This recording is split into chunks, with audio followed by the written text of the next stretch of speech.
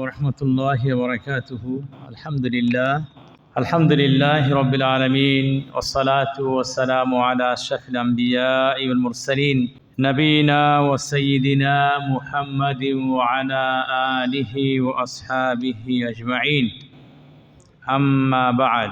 সম্মানিত দ্বীনি মুসলিম ভ্রাতৃবৃন্দ, গত জুমার দিনে এই মসজিদের সম্মানিত খতিব যে বিষয়ে খুতবা দিয়েছেন সেই বিষয়টি আমি শুধুমাত্র অনুবাদ করব। তো সে খুতবার প্রথমত আল্লাহ রাব্বুল আলামিনের হামদ এবং প্রশংসা করেন, আল্লাহর রাসূল সাল্লাল্লাহু আলাইহি সাল্লামের প্রতি দরুদ পেশ করেন। তারপরে তিনি বলেন, সম্মানিত ভাইয়েরা আমার, পবিত্র কোরআনে কারীমের একটি ছোট্ট একটি সূরা যার শব্দগুলো খুব কম কিন্তু ব্যাপক অর্থবোধক, বরং 4 আয়াতের মধ্যে মাত্র 15টি শব্দ, অথচ সেই সূরাটি তা'দিলু সুলুসাল কোরআন, ফজিলতের দিক থেকে কোরআনের 1/3 অংশ। এরপরে সেই সূরাটি তিনি তেলাওয়াত করেন, আউযু বিল্লাহি মিনাশ শাইতানির রাজীম, বিসমিল্লাহির রহমানির রহিম, কুল হুয়াল্লাহু আহাদ, আল্লাহুস সামাদ, লাম ইয়ালিদ ওয়া লাম ইউলাদ ওয়া লাম ইয়াকুল লাহু কুফুয়ান আহাদ। আল্লাহর রাসূল সাল্লাল্লাহু আলাইহি সাল্লাম তিনি বলেন, আয়াজিজু আহাদুকুম আন ইয়াকরা ফি লাইলাতিন সুলুসাল কোরআন। আল্লাহর রাসূল সাল্লাল্লাহু আলাইহি সাল্লাম সাহাবাদেরকে সম্বোধন করে বলেন যে তোমাদের কেউ কি এক রাতে কোরআনের 1/3 অংশ পড়তে অক্ষম? ক্বালু ওয়া কাইফা ইয়াকরাউ সুলুসাল কোরআন। সাহাবাগণ বলেন, আল্লাহ রাসূল, এক রাতে কোরআনের 3 ভাগের 1 ভাগ কীভাবে পড়বে? ক্বাল, আল্লাহর রাসূল সাল্লাল্লাহু আলাইহি সাল্লাম বললেন, কুল হুয়াল্লাহু আহাদ তা'দিলু সুলুসাল কোরআন। এই কুল হুয়াল্লাহু আহাদ এই সূরা কোরআনের 1/3 অংশ। এই হাদিসটি মুসলিম শরীফে বর্ণিত হয়েছে। অন্য একটি হাদিসে এসেছে যেখানে আল্লাহর রাসূল সাল্লাল্লাহু আলাইহি সাল্লাম বলেন, ইন্নাল্লাহা জাজ্জাআল কোরআনা 3 আজজা ফাজআলা কুল হুয়াল্লাহু আহাদ জুজআম মিন আজজাইল কোরআন। নিশ্চয় আল্লাহ রাব্বুল আলামিন কোরআনকে 3 ভাগে বিভক্ত করেছেন এবং কুল হুয়াল্লাহু আহাদকে কোরআনের 1 ভাগ বানিয়ে দিয়েছেন। এই হাদিসটি মুসলিমে বর্ণিত হয়েছে। একটি হাদিস বর্ণনা করেছেন আবু সাঈদ খুদরী রাদিয়াল্লাহু তাআলা আনহু, তিনি বলেন, আন্না রাজুলান সামিআ রাজুলান ইয়াকরা কুল হুয়াল্লাহু আহাদ। একজন সাহাবী দেখছেন যে আরেকজন সাহাবীকে তিনি বারবার এই সূরাটি তিনি তেলাওয়াত করছেন, ইউরাদ্দিদুহা, বারবার তিনি সূরা ইখলাস তেলাওয়াত করছেন। ফালাম্মা আসবাহা, যখন সকাল হয়ে গেল তখন যিনি শুনলেন তিনি জাআ ইলান নবী সাল্লাল্লাহু আলাইহি সাল্লাম ফাযাকারা লাহু যালিক। তিনি আল্লাহ রাসূলের কাছে আসলেন, এসে বললেন যে আল্লাহ রাসূল, আমি দেখলাম আমাদের একজন ভাই বারবার সূরা ইখলাস তিনি তেলাওয়াত করছেন। ফাকান্নার রাজুলা ইয়াতাকাল্লুহা। হাদিসের বর্ণনাকারী আবু সাঈদ খুদরী রাদিয়াল্লাহু আনহু তিনি বলছেন, যে ব্যক্তি এসে আল্লাহ রাসূলকে কথাটা বললেন, যে আসলে তার কাছে মনে হচ্ছিল যে এটা একটা খুব মামুলি বিষয়, সূরা ইখলাস বারবার তিনি পড়তেছেন, তার কাছে এটা একটা মনে হয়েছে খুব একটা ফজিলতপূর্ণ আমল না, তার কাছে এরকম মনে হয়েছে। তো আল্লাহ রাসূল এই কথা শোনার পর তিনি বলছেন, ফাকাল রাসূলুল্লাহ সাল্লাল্লাহু আলাইহি ওয়াসাল্লাম, আল্লাহ রাসূল সাল্লাল্লাহু আলাইহি ওয়াসাল্লাম ইরশাদ করলেন, ওয়াল্লাযী নাফসি বিয়াদিহি, আমি সেই আল্লাহর কসম করে বলছি যার হাতে আমার প্রাণ, ইন্নাহা লাতা'দিলু সুলুসাল কোরআন, নিশ্চয় এই সূরা কোরআনের 3 ভাগের 1 ভাগ। এই হাদিসটি বুখারীতে বর্ণিত হয়েছে। সম্মানিত ভাইয়েরা আমার, সূরাতুল ইখলাস এই সূরাটা সূরাতুন আযীমা ফি ফাদাইলিহা, ফজিলতের দিক থেকে এটা একটি বিশাল গুরুত্বপূর্ণ সূরা। আযীমাতুন ফীমা তাযাম্মানাত মিন আসমাইল্লাহি তাবারাকা ওয়া তাআলা ওয়া সিফাতিহি। আবার আল্লাহ রাব্বুল আলামিনের যে সমস্ত নাম এই সূরার মধ্যে আছে, যে গুণাবলীগুলো আছে, সেদিক থেকেও এই সূরা অনেক গুরুত্ব বহন করে। বুখারী এবং মুসলিমের হাদিসে আসছে আল্লাহর রাসূল সাল্লাল্লাহু আলাইহি সাল্লাম তিনি একজন ব্যক্তিকে পাঠিয়ে দিলেন, একটা যুদ্ধে পাঠিয়ে দিলেন। ওয়াকানা ইয়াকরাউ লিআসহাবিহি ফি সালাতিহি ফায়াখতিমু বিকুল হুয়াল্লাহু আহাদ। তো যাকে দায়িত্ব দিয়ে পাঠিয়ে দিলেন, যুদ্ধে পাঠিয়ে দিলেন একটা দলকে, এবং যাকে নেতা বানিয়ে দিলেন তিনি তাদেরকে নামাজ পড়ান, নামাজের ইমামতি করেন। তো নামাজের ইমামতি করার সময় তিনি সূরা ফাতিহা পড়ার পরে সূরা ইখলাস পড়েন। সব রাকাতে সূরা ফাতিহা পড়ার পরে সূরা ইখলাস পড়েন। তো সাহাবাদের কাছে মনে হলো যে এটা আবার কেমন কথা, কী ধরনের নিয়ম এটা। এরপরে ফালাম্মা রাজাউ যাকারু যালিকা লিন-নবী সাল্লাল্লাহু আলাইহি সাল্লাম, যখন সাহাবারা ওই যুদ্ধ থেকে ফিরে আসলেন, ফিরে আসার পরে আল্লাহ রাসূল সাল্লাল্লাহু আলাইহি সাল্লামকে জিজ্ঞাসা করলেন যে আল্লাহ রাসূল, আমরা তো দেখলাম যে আপনি তাকে দায়িত্ব দিয়েছিলেন, তিনি আমাদের যখন নামাজ পড়াতেন তো সূরা ফাতিহা পড়ার পরে সূরা ইখলাস, দ্বিতীয় রাকাতেও সূরা ফাতিহা পড়ার পরে সূরা ইখলাস তিনি পড়তেন। ফাকাল, আল্লাহ রাসূল সাল্লাল্লাহু আলাইহি সাল্লাম বলেন কি, সালুহু লিআইয়ি শাইইন ইয়াসনাউ যালিক, তোমরা তাকে জিজ্ঞাসা করো, আমাকে জিজ্ঞাসা করার আগে তোমরা তাকে জিজ্ঞাসা করো যে তিনি এই কাজটা কেন করলেন। ফাসআলুহু, তখন ওই দলে যে সমস্ত সাহাবারা ছিলেন তারা যাকে দায়িত্ব দেওয়া হয়েছে তাকে তারা জিজ্ঞাসা করলেন। ফাকাল লিআন্নাহা সিফাতুর রহমান, তিনি জবাব দিলেন যে আমি সূরা ফাতিহা পড়ার পরে অন্য সূরা পড়ি, অন্য সূরার পরে আবার সূরা ইখলাস আমি পড়ি সব রাকাতেই, এই কারণে লিআন্নাহা সিফাতুর রহমান, কারণ এটা আল্লাহ রাব্বুল আলামিনের রহমানের সিফাত গুণ এই সূরার মধ্যে বলা হয়েছে। ওয়া আনা উহিব্বু আন আকরা বিহা, আর আমি চাই যে আমি এই সূরাটাকে আমি বারবার পড়ি, যেহেতু এর মধ্যে আল্লাহ রাব্বুল আলামিনের গুণ আছে, আল্লাহ রাব্বুল আলামিনের সিফাত বর্ণনা করা হয়েছে। ফাকাল নবী সাল্লাল্লাহু আলাইহি সাল্লাম, আল্লাহ রাসূল সাল্লাম তখন বললেন, আখবিরুহু আন্নাল্লাহা ইউহিব্বুহু, সে ব্যক্তি যেহেতু আল্লাহর সিফাত আল্লাহর গুণ মনে করে ওটাকে ভালোবাসে, পছন্দ করে, এবং প্রতি রাকাতে সূরা ফাতিহার পর অন্য সূরা পড়ার পরে এই সূরাটাকে পড়ে, এই সূরাকে ভালোবেসে তাকে সংবাদ দিয়ে যাও। কি সংবাদ দিয়ে দাও? আন্নাল্লাহা ইউহিব্বুহু, যে তার এই আমল করার কারণে আল্লাহ রাব্বুল আলামিন তাকে ভালোবেসে ফেলেছেন। আল্লাহু আকবার। জি আমার সম্মানিত ভাইরা, আল্লাহ রাসূল সাল্লাল্লাহু আলাইহি সাল্লাম তিনি শুনেছেন একজন ব্যক্তিকে ইয়াদউ ওয়া হুয়া ইয়াকুল, তিনি দোয়া করছেন একটু শব্দ করে বলছেন, আল্লাহুম্মা ইন্নী আসআলুকা বিআন্নী আশহাদু আন্নাকা আনতাল্লাহ লা ইলাহা ইল্লা আনতাল আহাদুস সামাদ আল্লাযী লাম ইয়ালিদ ওয়া লাম ইউলাদ ওয়া লাম ইয়াকুল লাহু কুফুয়ান আহাদ। এক ব্যক্তিকে দেখলেন যিনি এইভাবে তিনি দোয়া করতেছেন। আল্লাহ রাসূল সাল্লাল্লাহু আলাইহি ওয়াসাল্লাম তার দোয়াটা শুনে তিনি বলছেন, ওয়াল্লাযী নাফসি বিয়াদিহি লাকাদ সাআলাল্লাহা বিইসমিহিল আযম। আল্লাহ রাসূল শুনলেন কি, যে তিনি দোয়াতে সূরা ইখলাসের এই শব্দগুলো তিনি এখানে নিয়ে আসছেন। আল্লাহ রাসূল বললেন, ওয়াল্লাযী নাফসি বিয়াদিহি, আমি সেই আল্লাহর কসম করে বলি যে আল্লাহর হাতে আমার প্রাণ, লাকাদ সাআলাল্লাহা বিইসমিহিল আযম, এই ব্যক্তি আল্লাহ রাব্বুল আলামিনের কাছে দোয়া করছে, আল্লাহর কাছে চাইতেছে, আল্লাহর ইসমে আজম নাম দিয়ে তার কাছে তিনি চাইতেছে।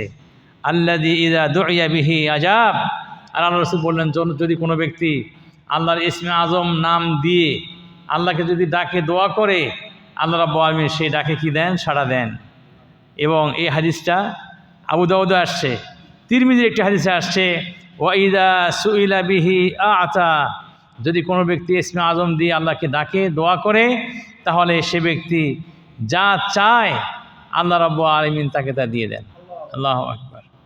এই জন্য শেখ ইবনুল কাইয়িম রাহিমাহুল্লাহ তিনি বলেছেন, ফাআখবারা আন্না হাযা হুয়াল ইসমুল আযম। তার কাজী আল্লাহ রাসূল সাল্লাল্লাহু আলাইহি ওয়াসাল্লাম যখন ওই ব্যক্তিকে দেখলেন যে ওই ব্যক্তি দোয়া করতেছে এভাবে যে আশহাদু আল্লা ইলাহা ইল্লা আনতাল আহাদুস সামাদু লাম ইয়ালিদ ওয়া লাম ইউলাদ ওয়া লাম ইয়াকুল লাহু কুফুয়ান আহাদ, এই কথা শোনার পর আল্লাহ রাসূল বলছেন যে আখবার আন্না হাযা হুয়াল ইসমুল আযম।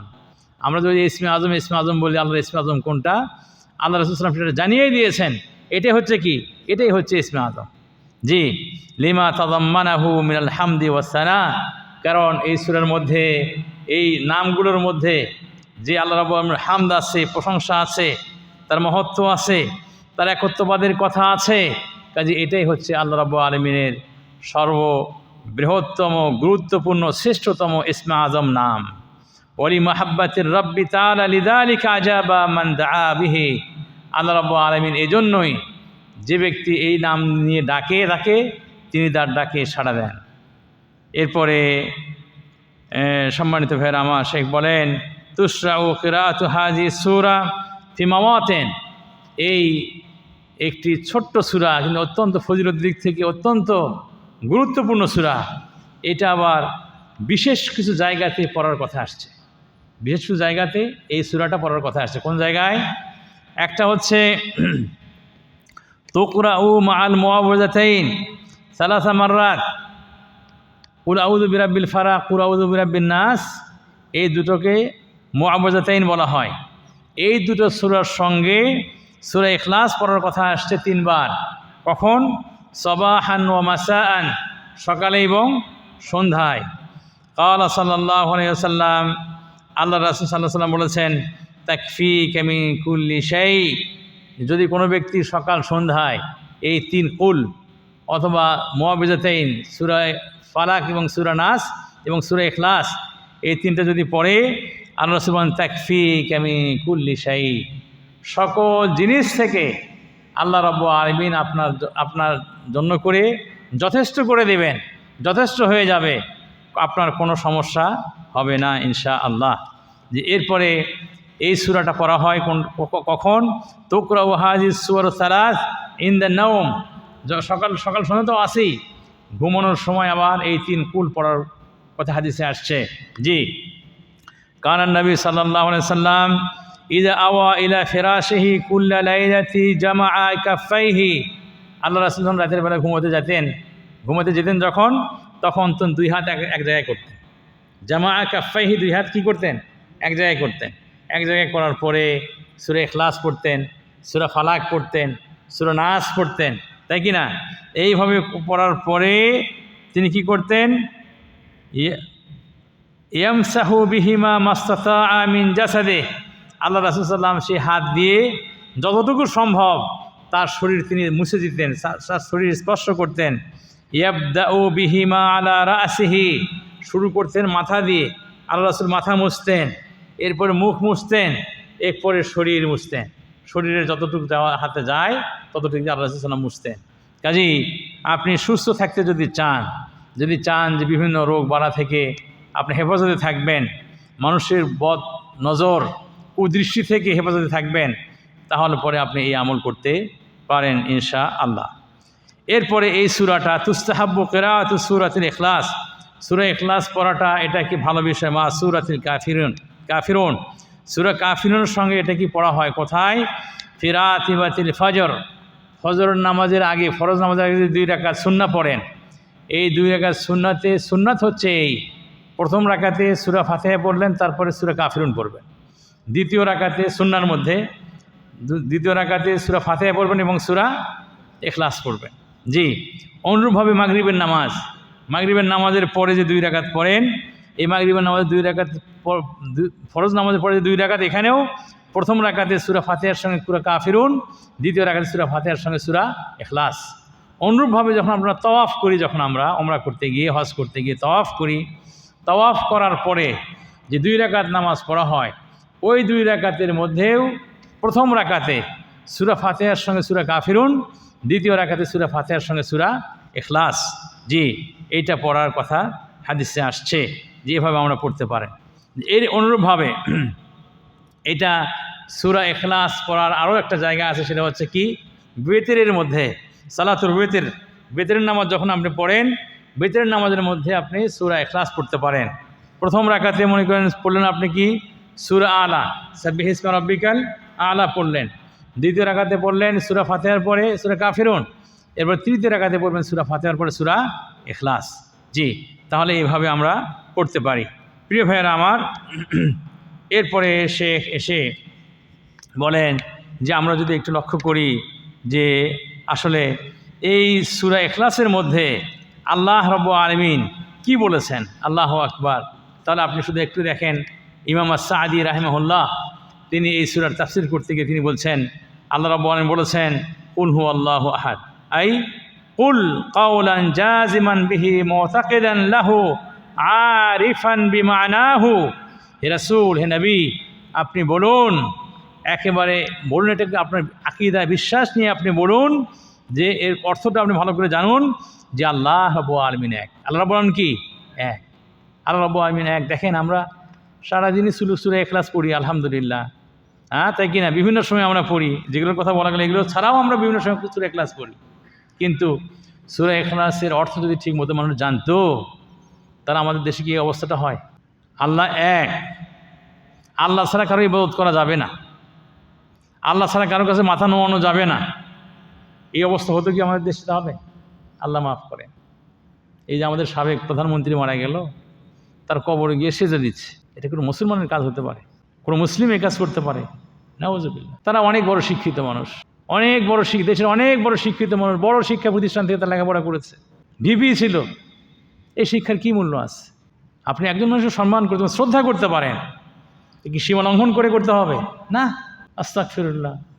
আমরা সবাই জানি মানুষ মারা গেলে পরে সেখানে ফুল দিয়ে কোনো লাভ হয় না। খামাখা ফুল দিয়ে এখানে কি বানায় ফেলছে, এগুলো কি লাভ? তো ভাইয়েরা আমার, সূরা ইখলাস শুধু মনে মনে শুধুমাত্র পড়লেই হবে না। আগরবাতি, তারপরে কি যেন গোলাপ জল, জমজমের পানি দিচ্ছে ভাই, নাউজুবিল্লাহ। আল্লাহে দেখে মাথাটা খারাপ হয়ে যাওয়ার উপক্রম, যে কি অবস্থা, বুক ফেটে যায় ভাই, কান্না চলে আসে যে মানুষের কি অবস্থা, এত মূর্খ, এত জাহেল হতে পারে মানুষ। আর এইগুলো নাকি আবার আমাদের নেতা হবে, এইগুলোকে আবার আমাদেরকে সমর্থন করতে হবে, সমর্থন জানাতে হবে। নাউজুবিল্লাহ। একেবারেই মূর্খ, দিন সম্পর্কে কিছু কোনো জ্ঞানই নাই। জমজমের পানি আপনি পান করবেন, জীবিত মানুষ আপনি পান করবেন, জমজমের পানি কবরের উপরে দিয়ে কোনো লাভ আছে? আস্তাগফিরুল্লাহ। ভাইয়েরা, যে কথা বলতে চাইলাম সেটা হচ্ছে আসলে সূরা ইখলাস শুধু পড়লে হবে না, বিশ্বাসটা থাকতে হবে। সেই বিশ্বাস, এই আকীদা আপনার মধ্যে থাকতে হবে যে আল্লাহ ছাড়া আর কোনো ইলাহ, কোনো মাবুদ নাই। জি, তিনি এক, অদ্বিতীয়। কাজী একত্ববাদের যে বিষয়টা শুধুমাত্র আল্লাহ রাব্বুল আলামিনের সঙ্গে সংশ্লিষ্ট। আল্লাহ রাব্বুল আলামিনের যে শান শওকাত, আল্লাহ রাব্বুল আলামিনের যে ক্ষমতা, আল্লাহ রাব্বুল আলামিনের যে পাওয়ার, আল্লাহ রাব্বুল আলামিনের যে নাম, আল্লাহ রাব্বুল আলামিনের যে গুণ, আল্লাহ রাব্বুল আলামিনের যে গুণাবলী, এই ক্ষেত্রে তার সমতুল্য সমকক্ষ আর কেউ না। তিনি আল্লাহ এক, অদ্বিতীয়। এটা আমাদের মনে প্রাণে বিশ্বাস করতে হবে। জি, এরপরে আল্লাহ রাব্বুল আলামিনের আবার অনেকগুলো নাম আছে, অনেকগুলো নাম আছে। সেই নামের মধ্যে হতে একটা হচ্ছে আস-সামাদ। একটি নাম কি? আস-সামাদ। তিনি কারো মুখাপেক্ষী নন, দুনিয়ার সমস্ত মানুষ তার মুখাপেক্ষী, কিন্তু তিনি কারো মুখাপেক্ষী নন। জি, আল্লাহুল মুস্তাআন। জি আমার সম্মানিত ভাইয়েরা, কাজেই এই সূরাটা আমরা ইনশাআল্লাহ বেশি বেশি করে তেলাওয়াত করব, বেশি বেশি করে পড়ব, এবং এই সূরার অর্থটা কি সেইটা আমরা ভালো করে জানার চেষ্টা করব। আল্লাহ রাব্বুল আলামিন আমাদের তৌফিক দান করেন। প্রিয় ভাইয়েরা, আমি আমার কথা শেষ করে দিচ্ছি, তবে তার আগেই বলতে চাই একটু, সেটা হচ্ছে এই যে এখন মাশাআল্লাহ শীত চলছে, তাই না? বলতে গেলে সৌদি আরবের শীতকাল, তবে জেদ্দায় শীত একটু কম। সাগরের পাড়ের সাগর পাড়ের বাসিন্দা আমরা, সাগর পাড়ের নগরী, বন্দর নগরী, এই জন্য করে এখানে শীত একটু কম। কিন্তু সৌদি আরবে অন্যান্য শহর কি প্রচুর শীত। তো এই শীতের মৌসুমগুলো এটা কিন্তু মুমিনদের জন্য করে, এটা হাদিসে আসছে যা সেটা রাবিউল মুমিন, মুমিনদের এটা বসন্তকাল। কেন বসন্তকাল? এজন্য তালা লাইলুহু ফাকামাহু, এই শীতকালে রাতটা কি হয়? বড় হয়। ঘুম দেখেন ফজরের আযান দেওয়ার আগেই ঘুম ভেঙে যায়, তাই কি না? অতএব এই ঘুম যেহেতু ভেঙে গেছে, ওযু করেন, ওযু করে তাহাজ্জুদ পড়েন। যেহেতু লম্বা রাত, ঘুম পড়ার পরেও আলহামদুলিল্লাহ রাত বেঁচে যায়। জি, এই জন্য করে কি রাতে কি করতে হবে? তাহাজ্জুদ পড়তে, মজা পাবেন। আর এই সময়ে কাসুরা নাহারুহু ফাসামাহু, শীতকালে দিনটা খুব ছোট। এই সকাল দুপুর হতে হতেই সূর্য ডুবে যায়। আল্লাহু আকবার, অল্প সময়, দিনটা ছোট, অতএব ফাসামাহু, মুমিন ব্যক্তি রোজা রাখে। ঠিক আছে না? রোজা রাখেন, আরবি মাসের 13, 14, 15 তারিখ রোজা রাখেন, সোমবার বৃহস্পতিবার রোজা রাখেন, আলহামদুলিল্লাহ। তাহলে পরে আসলে যে শীতকাল আপনার জন্য বসন্তকাল, এটা আপনার কাছে মনে হবে। অন্য হাদিসে আসছে আসিয়ামু ফি শিতা আল গানিমাতুল বারিদা, আল্লাহ রাসূল বলছেন যে শীতকালে সিয়াম রাখা, নফল রোজা রাখা, এটা মুমিনদের জন্য একটা শীতল গনিমতের জিনিস। জি প্রিয় ভাইরা আমার, ইনশাআল্লাহ আমরা চেষ্টা করব আল্লাহ রাব্বুল আলামিন আপনাদের আমাদের সকলকে শীতকালের এই সুযোগগুলোকে কাজে লাগানোর তৌফিক দান করুন। জাযাকুমুল্লাহু খাইরান। আজকের মতো আমরা শেষ করি। সুবহানাকাল্লাহুম্মা বিহামদিকা আশহাদু আল্লা ইলাহা ইল্লা আনতা আস্তাগফিরুকা ওয়া আতুবু